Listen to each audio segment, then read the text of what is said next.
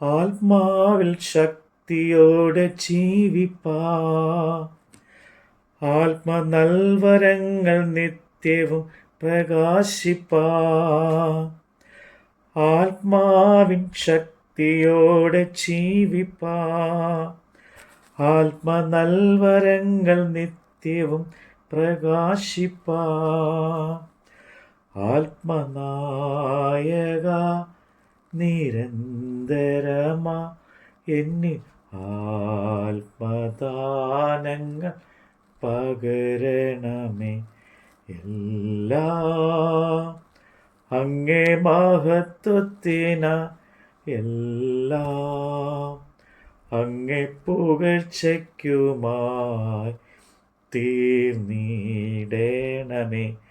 പ്രിയനേ, തിരുനാമമുയർന്നിടട്ടെ. എല്ലാം അങ്ങേ മഹത്വത്തിനായി. അപ്പോസ്തലനായ പൗലോസ് കൊരിന്ത്യർക്ക് എഴുതിയ 1 ലേഖനം അധ്യായം 4.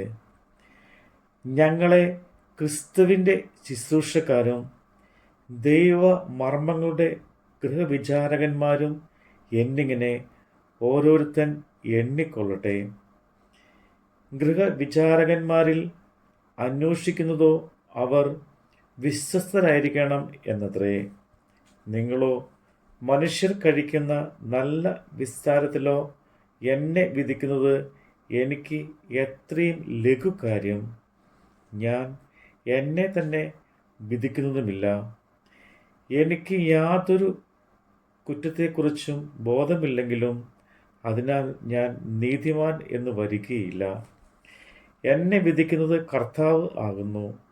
ആകയാൽ കർത്താവ് വരുവോളം സമയത്തിന് മുമ്പേ ഒന്നും വിധിക്കരുത്. അവൻ ഇരുട്ടിൽ മറഞ്ഞിരിക്കുന്നത് വെളിച്ചത്താക്കി ഹൃദയങ്ങളുടെ ആലോചനകളെ വെളിപ്പെടുത്തും. അന്ന് ഓരോരുത്തരിന് ദൈവത്തിൽ നിന്ന് പുകഴ്ച ഉണ്ടാകും. സഹോദരന്മാരെ, ഇത് ഞാൻ നിങ്ങൾ നിമിത്തം എന്നെയും അപ്പോലോസിനെയും ഉദ്ദേശിച്ച് പറഞ്ഞിരിക്കുന്നത്. എഴുതിയിരിക്കുന്നതിന് അപ്പുറം ഭാവിക്കാതിരിപ്പേൻ ഞങ്ങളുടെ ദൃഷ്ടാന്തം കണ്ടു പഠിക്കേണ്ടതിനും ആരും ഒരുത്തിന് അനുകൂലമായും മറ്റൊരുവിന് പ്രതികൂലമായും ചീർത്ത് പോകാതിരിക്കേണ്ടതിനും തന്നെ. നിന്നെ വിശേഷിപ്പിക്കുന്നത് ആര്? ലഭിച്ചതല്ലാതെ നിനക്ക് എന്തുള്ളു? ലഭിച്ചതെങ്കിലോ ലഭിച്ചതല്ല എന്ന പോലെ പ്രശംസിക്കുന്നത് എന്ത്? ഇത്ര ക്ഷണത്തിൽ നിങ്ങൾ തൃപ്തന്മാരായി, ഇത്ര ക്ഷണത്തിൽ നിങ്ങൾ സമ്പന്നരായി, ഞങ്ങളെ കൂടാതെ വാഴുന്നവരായി. അയ്യോ, നിങ്ങളോട് കൂടെ ഞങ്ങളും വാഴേണ്ടതിന് നിങ്ങൾ വാണു എങ്കിൽ കൊള്ളാമായിരുന്നു. ഞങ്ങൾ ലോകത്തിൻ്റെ ദൂതന്മാർക്കും മനുഷ്യന്മാർക്കും തന്നെ കൂത്തുകാഴ്ചയായി തീർന്നിരിക്കയാൽ ദൈവം അപ്പോസ്തലന്മാരായ ഞങ്ങളെ ഒടുക്കത്തവരായി മരണവിധിയിൽ ഉൾപ്പെട്ടവരെ പോലെ നിർത്തി എന്ന് എനിക്ക് തോന്നുന്നു. ഞങ്ങൾ ക്രിസ്തു നിമിത്തം ബോക്ഷന്മാർ, നിങ്ങൾ ക്രിസ്തുവിൽ വിവേകികൾ. ഞങ്ങൾ ബലഹീനർ, നിങ്ങൾ ബലവാന്മാർ. നിങ്ങൾ മഹത്തുക്കൾ, ഞങ്ങൾ മാനഹീനർ എത്രേ. ഈ നാഴിക വരെ ഞങ്ങൾ വിശന്നും ദാഹിച്ചും ഉടുപ്പാൻ ഇല്ലാതെയും കുത്തുകൊണ്ടും സ്ഥിരവാസം കൂടാതെയും ഇരിക്കുന്നു. സ്വന്തം കൈയാൽ വേല ചെയ്ത് അധ്വാനിക്കുന്നു. ശകാരം കേട്ടിട്ട് ആശീർവദിക്കുന്നു. ഉപദ്രവം ഏറ്റിട്ട് സഹിക്കുന്നു. ഭൂഷണം കേട്ടിട്ട് നല്ല വാക്ക് പറയുന്നു. ഞങ്ങൾ ലോകത്തിൻ്റെ ചവറുപോലെയും ഇന്നുവരെ സകലത്തിൻ്റെയും അഴുക്കായും തീർന്നിരിക്കുന്നു. നിങ്ങളെ നാണിപ്പിപ്പാനല്ല, എൻ്റെ പ്രിയമക്കളോട് എന്ന പോലെ ബുദ്ധി പറഞ്ഞുകൊണ്ട് ഇത് എഴുതുന്നു. നിങ്ങൾക്ക് ക്രിസ്തുവിൽ 10,000 ഗുരുക്കന്മാർ ഉണ്ടെങ്കിലും പിതാക്കന്മാർ ഏറെയില്ല. ക്രിസ്തു യേശുവിൽ ഞാനല്ലോ നിങ്ങളെ സുവിശേഷത്താൽ ജനിപ്പിച്ചത്. ആകയാൽ എൻ്റെ അനുകാരികൾ ആകുവീൻ എന്ന് ഞാൻ നിങ്ങളെ പ്രബോധിപ്പിക്കുന്നു.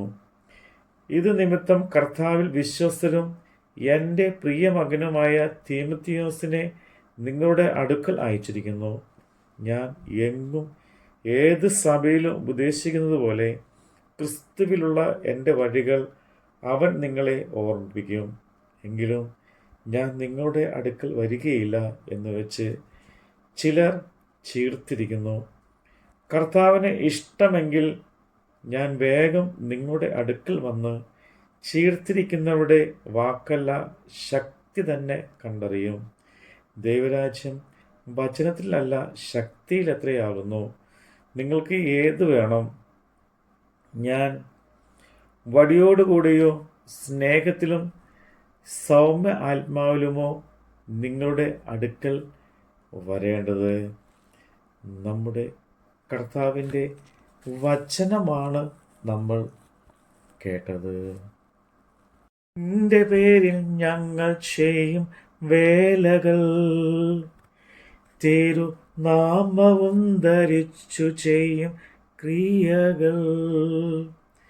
നിന്റെ പേരിൽ ഞങ്ങൾ ചെയ്യും വേലകൾ, തിരുനാമവും ധരിച്ചു ചെയ്യും ക്രിയകൾ. ഭൂവിൽ ഞങ്ങൾക്കെല്ലാം വാനവനെ അങ്ങേ വാഴ്വിനായി മാത്രം തീരണമേ. എല്ലാം അങ്ങേ മഹത്വത്തിനാ, എല്ലാം അങ്ങേ പുകഴ്ചയ്ക്കുമായി തീർന്നിടേണമേ പ്രിയനേ. തിരുനാമമുയർന്നിടട്ടെ, എല്ലാം അങ്ങേ മഹത്വത്തിനായി.